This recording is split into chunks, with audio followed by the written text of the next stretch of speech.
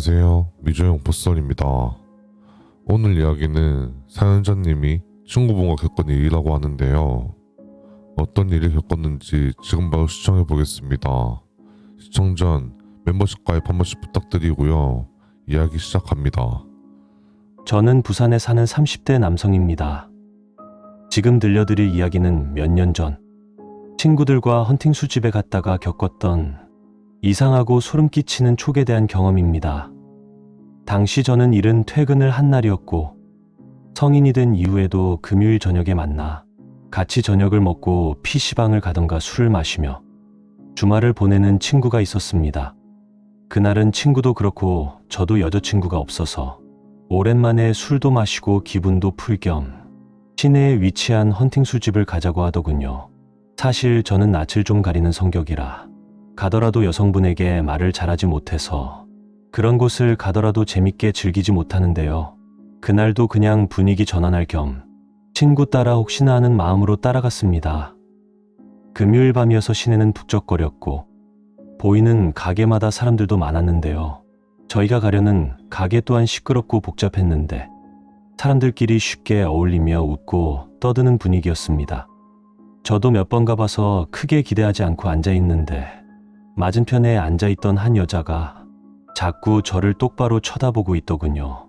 그 눈빛이 이상하게도 가렵게 웃는 분위기가 아니라 사람을 꿰뚫어보는 듯한 느낌이었습니다.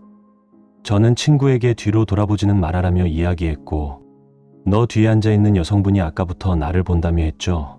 그러자 친구는 제 말을 들음과 동시에 고개를 돌려서 뒤 테이블을 봤고 다시 저를 보더니 친구는 기분이 좋아져서 저 테이블에 있는 사람도 2명인 것 같은데 같이 노는 거 어떠냐며 물었습니다. 제가 아까 봤을 때는 여자 3명이 앉아있는 걸로 보았는데 친구의 말을 듣고 앞을 보니 여자 2명이 앉아있었고 아까 저를 보던 여자는 술을 마시면서도 시선은 저를 빤히 바라보고 있더군요. 저는 제 뒤에도 혹시나 다른 남자가 있나 싶어 뒤를 돌아보았다가 그 여자에게 시선을 뒀는데 여자는 저를 보고서는 웃기다는 듯 웃고 있었습니다. 저는 뭔가 모를 쑥스러움에 여자를 바라보지 못하고 애써 외면하며 친구에게는 술 좀 더 마시고 가보자 했습니다. 그런데 잠시 뒤 저를 보고 있던 여자는 저희 테이블로 다가오더니 제 옆에 앉으며 제게 말했습니다. 저희와 테이블 한 개로 합칠 생각은 없으세요라고요. 친구는 앞에서 저와 여자를 보며 싱글벙글 웃고 있었고 저도 날씬하고 키 큰 여자가 저에게 말을 하니 술이라도 한잔하고 싶다는 생각이 들더군요. 결국 맞은편에 앉아있던 여자 2명과 합석을 하게 되었습니다. 친구가 들떠서 이야기를 하다 보니 분위기는 금방 풀렸고 음악 소리도 크고 술도 오가다 보니 다들 웃고 떠들며 시간을 보냈습니다. 그런데 저는 계속 마음이 불편했습니다.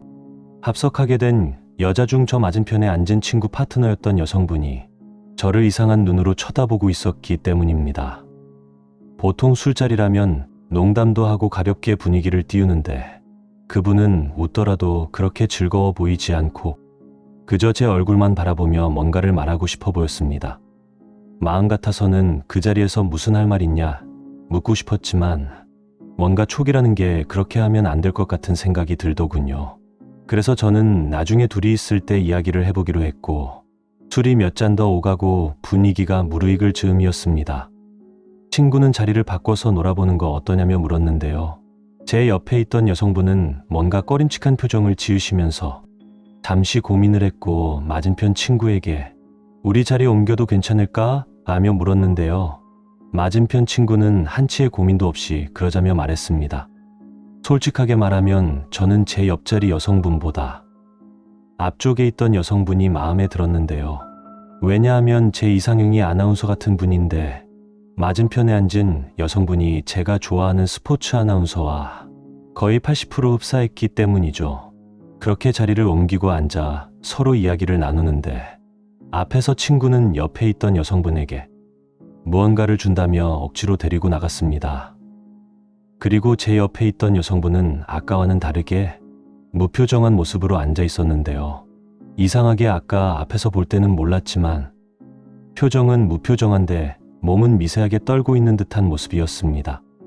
그래서 저는 혹시 지금 좀 춥냐며 물으며 입고 있던 가디건을 벗어주었죠. 그러자 여자는 감사하다며 인사를 건넸고 그 여자가 갑자기 제 쪽으로 몸을 기울이더니 아주 작은 목소리로 속삭였습니다. 음악이 큰데도 여자의 말은 정확하게 들렸는데 오늘은 절대 늦게 들어가지 마세요. 조심하세요라며 말하고는 술 한잔 하자며 소주잔을 들어 올렸습니다. 순간 제 온몸에 소름이 돋았습니다.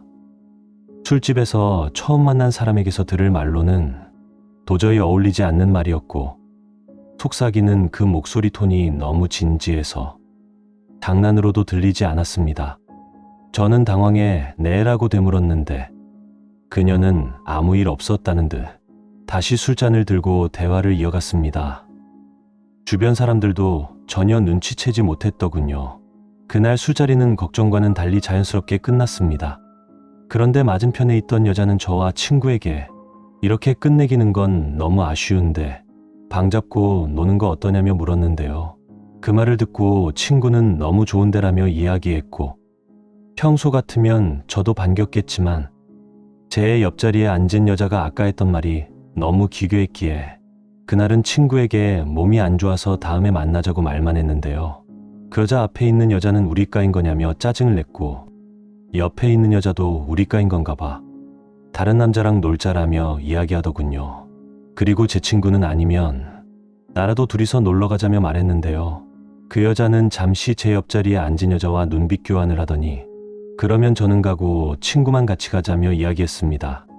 그리고 저는 뭔가 걱정이 되어 친구와 담배를 피러 잠시 나왔고 저는 친구에게 집에 같이 가자며 담배를 피며 때를 썼는데도 굳이 그 여자랑 놀아야겠다며 짜증내며 혼자 가라 했고 저는 어쩔 수 없이 그 여자와 번호를 교환하고 먼저 집으로 돌아왔습니다.